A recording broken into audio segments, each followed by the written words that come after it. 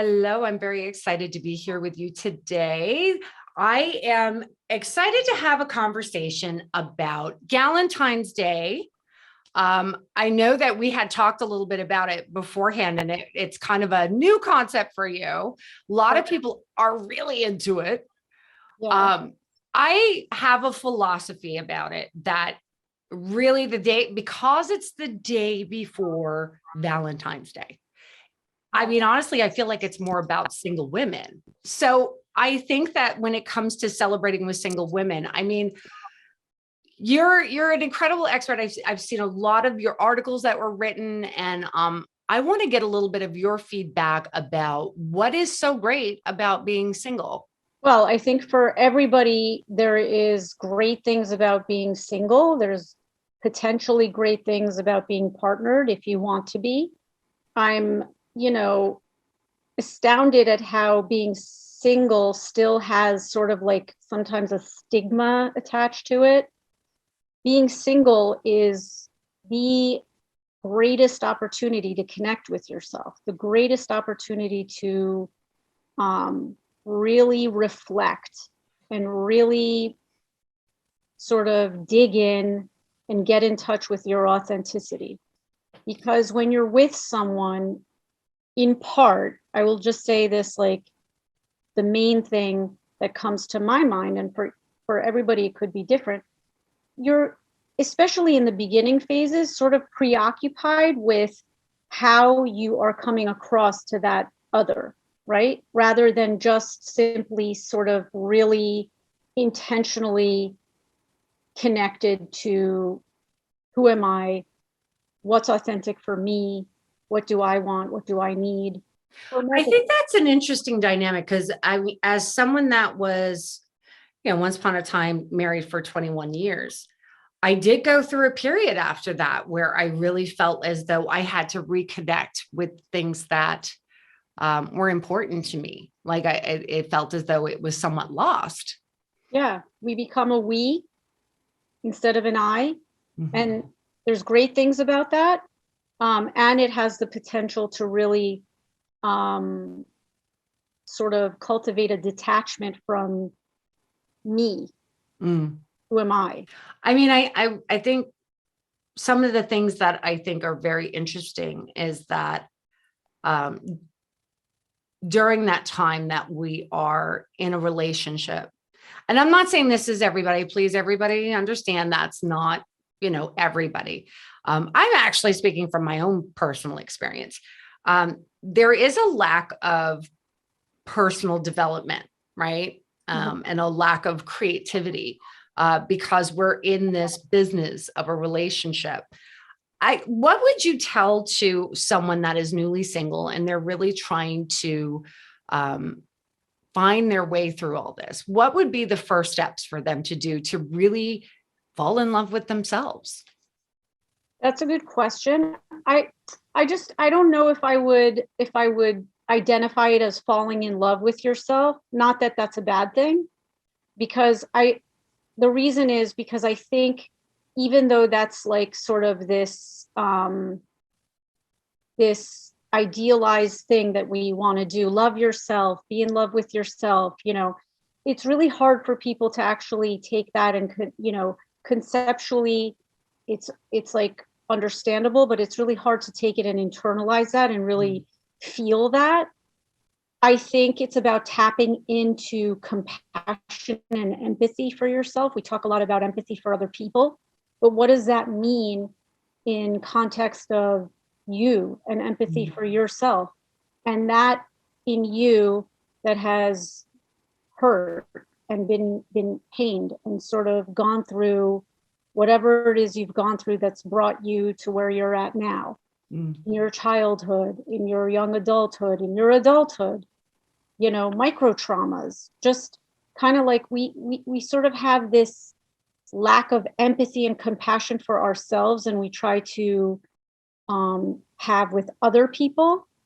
It just doesn't come as naturally, interestingly. And so sort of asking yourself, how would I respond to my friend that I love or my family member if it was them? And, and where is that vulnerable part of me that feels the need for love and support and compassion and empathy and connection, and how can I feed that part of me? And that's an act of empathy. That's an act of compassion. It's interesting because I think to myself, with the whole concept of Galentine's Day, again, women coming together, in many ways, we have more empathy for our friends and more of a show of love than we do for each other. I can see where that could be a very powerful moment. Very powerful. We sort of tend to judge ourselves more and critique ourselves more. Mm. And, most people have a spectrum of the sort of inner critic, as we say, that's sort of watching and like, oh, you shouldn't have said that. You shouldn't have done that. Or why do you feel that way? Why are you just not able to let this go? Oh, I should just be able to let this go. The whole shoulding on yourself. It's just so pervasive. Yes. And so kind of like my favorite thing to use with people, and that's just, again, another one of those things that you can conceptualize more easily than you can internalize and actually apply, but with working on it, you can, is mindfulness and acceptance. And with the idea of mindfulness, we just sort of watch instead of judge. We just sort of label, oh, there's that way that I just like get hard on myself. There's that thing that I do. Well, what can I do? What would it look like if I was coming at this from a place of love, acceptance, compassion? I hear a lot about mindfulness, and, I hear a lot of different things where they say, be present in the moment, whatever. And I find it very difficult. Must be this ADHD brain. But I mean, how would one, sort of like, I guess you would just have to pump the brakes and be able to be in that moment in order to practice mindfulness more fluidly, right? Well, actually, vice versa. Mindfulness will help you to start being in the moment more. So mindfulness doesn't have to be like a sitting meditation practice. It can just be, you're standing in line, you're pissed off that you're waiting, and you're just standing there. Let me use this as an opportunity to use some mindfulness. So mindfulness is about getting in touch with all your senses at the same time. So I usually start people out with a exercise where I have them go through literally just feeling their feet planted on the ground, connecting to the ground, just so that you can come back into your body from sort of being frazzled all over the place, which we all are on autopilot. Just come back, feel your feet planted, go through all of the parts of your body, feel what it feels like to sit against your chair, to be surrounded by whatever you're surrounded by, your senses, your smell, your touch, your hearing, your sight. I always say, if you look around the room you're in, you'll always find something that you didn't notice yesterday. And no, that's very true. That's very true. And it'll brighten your vision, I tell you. You'll suddenly look around, everything looks brighter. And it's funny you're saying this, because I think there was a point in my life where things were really, really difficult. And I remember going for a walk with my dog, and I was like, million thoughts going through my head. And I decided in that moment, I'm going to observe and take note of the color of the sky, and then the trees and the leaves and the grass and the way that my dog's fur looked. And it wasn't anything more than just being present in what was surrounding me in that moment. And all of a sudden the colors were brighter. Everything was so vibrant. It was beautiful. And I try to do that. I can't say I'm that great with. It's so hard. It's so hard to apply it. It's so much easier said than done. But if you could just take that and just apply it to 1 minute of your day, whether you're sitting on the train, standing in line, taking a walk, waiting to pay for something at the store, having an interaction with someone at the store on the street and take a moment to really be present. And eventually, after some practice, all of your senses, you will be able to do that in one New York second. Become aware of all your senses at once and your thoughts. There's that way that my mind is just going on and on and on, thinking about what I did at this party, what I said, how I could have said this better. So I feel as though, like, when we are in that situation where we are either suddenly single or, we've been single for a little while, one of the things, I think this was in a previous conversation that we were talking about, that it's an opportunity for transformation. Sure. And, taking these little pieces of self-care and really working on the internals, of course, is really important. But I mean, what would you say is a true transformation for someone at that time? Is it disconnecting from the we and becoming more connected with yourself? Or is it a little bit more external, going on adventures, being more ambitious? Ambitious depends on what it means for you. Ambitious for one person might be, letting go of attachment to things. Ambitious for another person might be career goals, ambition.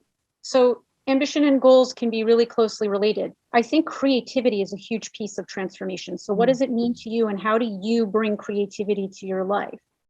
Because when you start to tap into your creativity, it creates a part of you. It sort of taps into that part of you that is alive, that has the need to feel alive, to feel joy. So again, creativity is different for each person. It is hard because, like, I have people in my life that will sit there and tell me I'm not a creative person. I'm all about numbers or words, or I don't know, but they say they're not creative. But is that just a lack of a connection to it? Or is that, some people are just not hardwired for that? Well, I bet if you really think about it, you would be able to come up with something that you enjoy that involves creativity. Even having ideas, even coming up with ideas, right? Even this conversation is creative. True. I have to say, my dad was a computer analyst, and he was all about the zeros and ones and just whatever. But I saw the creativity that was in that very analytical thing. But I think that that's something that's really interesting. Yeah. So creativity trumps a little bit more of the ambition, though. I mean, ambition, like you said, can be fluid. One could be ambitious to be more creative. But from there, I sit there and I think, we have people that are, again, trying to celebrate that time where they can reconnect with themselves. But in the same breath, it's hard, sometimes not being in that relationship or having someone in your relationship or in a relationship with you that has an appreciation for you, that you're in it with them. So what would you say to people that are they're working on themselves, but they're sitting there wondering, well, what is going on? I can't seem to connect with someone. And here's Valentine's coming up and I feel very, unloved. Yeah. And you can do both, right? On the journey, and, you can have the intention to meet someone and have a partner that you have a strong connection with, and even make all the efforts to do it.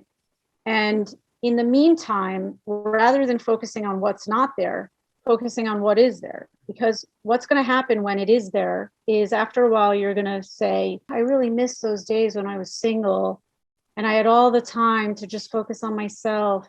And there was so much freedom in that. And I felt so free. That's kind of the nature of human existence. And the human condition is to focus on what is not, what we don't have, what are we seeking, what are we going towards. And that's okay. That can be very adaptive.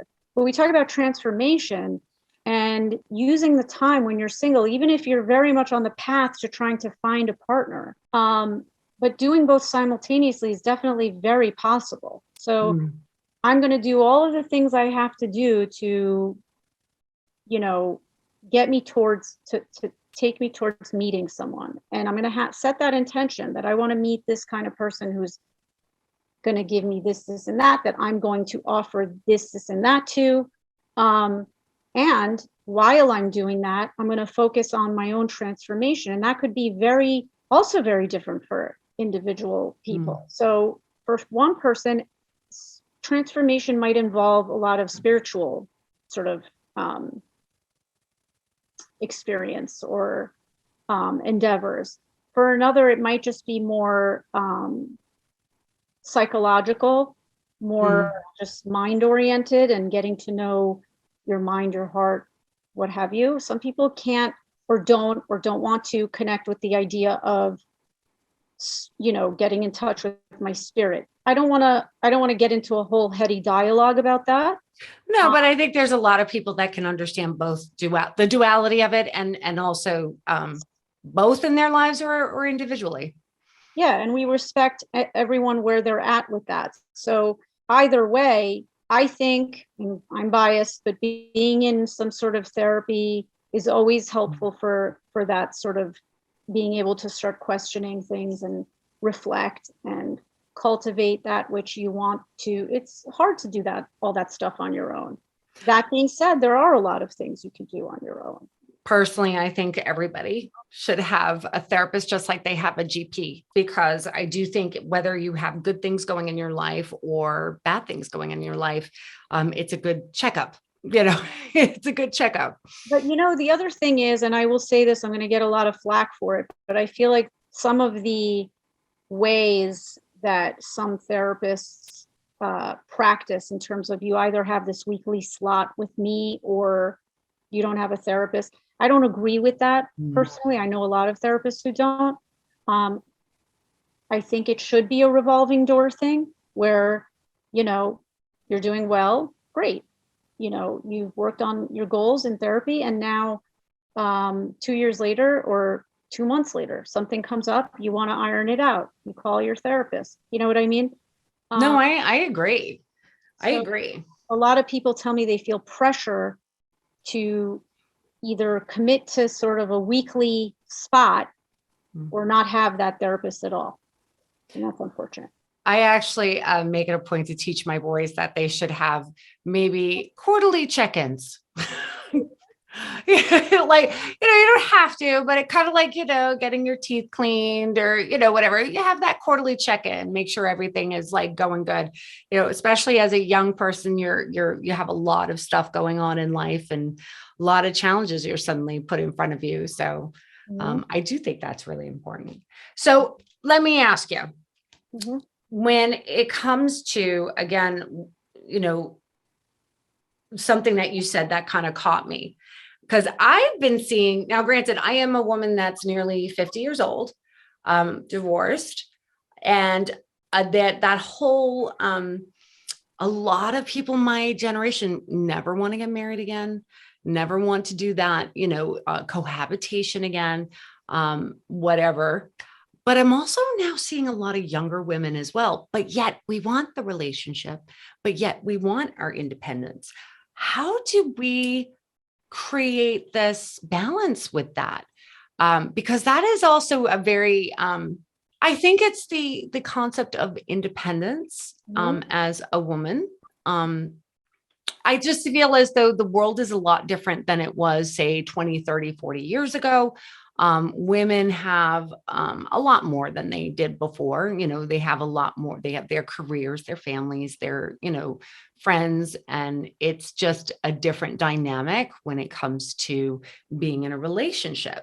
So I guess it's trying to figure out the balance of being in a relationship, because I'm not saying that you can't have your individuality, but that independence is not necessarily there as well. Does that make sense? Well, yeah, that's a good question. First off, what does balance mean to you? Right? For one woman, they might not need as much of that alone time apart from the relationship as someone else might. right? So I think consistently asking yourself, do I feel balance? And if not, what feels off? What am I not getting enough of to feel what balance is for me? Oh, I need more alone time, or oh, I need more time with my friends, or oh, I need more date nights. I mean, whatever, we're sort of we're always home with the kids. We're not really getting enough alone time. Whatever it is that would make you feel like there's yin and yang, right? Whatever yin is to you, whatever yang is to you. Um, and and feeling like that puzzle is complete, of filling yourself up with that which is, you know, fulfilling for you aside from the relationship, and feeling connected to your partner at the same time. I think that's where it goes back to the time that you were single and really taking the time to kind of connect with yourself and understanding who you are. Because if you don't have a strong anchor in that and you're getting into a relationship, you can get very sucked into somebody else's expectations. And get lost again in some repeating, reenacting dynamic that keeps happening again and again. And you wonder, why am I feeling so lost, even when I'm in a relationship? So I do strongly encourage people to have that connection to themselves, A, before getting into a really heavy relationship, and B, while they're in that relationship. I also have heard the concept that you attract like. So if you're not feeling grounded in yourself, well, not necessarily like, but you don't necessarily attract, like if you're really taking care of yourself and you're strong in yourself, you're more likely to find someone that is compatible to that. But if you don't have an anchor and you're just floating off, you might wind up having someone that's going to hold that balloon. That's very possible. Yeah. Or right. Or someone that will consciously or unconsciously take advantage of your passivity. Yes. Yeah. Of inner compass. Or indifference, or not really being sure. Yeah. No, that makes sense. So yeah, all of this is it's always hard. I think collectively, universally, the goal of balance is similar. And what happens, what's a cue to you that there is a lack of balance, that there is some sort of imbalance? What starts to happen? Maybe you start to have panic attacks. Maybe you start to get really reactive and irritable with the people you love, or your coworkers, or whoever it may be. That's usually a cue. And you use that. Oh, there's that thing. Oh, maybe there's something that I'm not seeing here. What's this really about? We're talking about things that are easily generalized to, be able to say, you should do this. You need to have balance. You have to. And the thing is that without that imbalance, you're not going to know how to go towards evolving and transformation. Very true. Right? Very true. The thing that creates the pull and the drive to grow. So it's okay. It's not a bad thing. No, I always say that you gotta almost honor your mistakes and honor the imbalance in order to appreciate the balance that you can create, or the correction and growth that you get from it. And the process. Right. And there's such beauty in that. It's just beautiful. I think that's one of the reasons why I feel that especially women celebrating other women is so incredible, because I think that for myself, at least, I find that we recognize it. We recognize it a little bit quicker than most. I think that we tend to see that someone overcoming and finding it, and how amazing that is. Mhm. So with that being said, this was such a great conversation, and I'm so grateful that you came in today. Yeah, And I encourage everybody to look for Dr. Dardashti and see some of her books. That I did actually look up your books as well, and for some of her social media channels as well. So thank you so much for thank you. coming on today. Thank you for having me.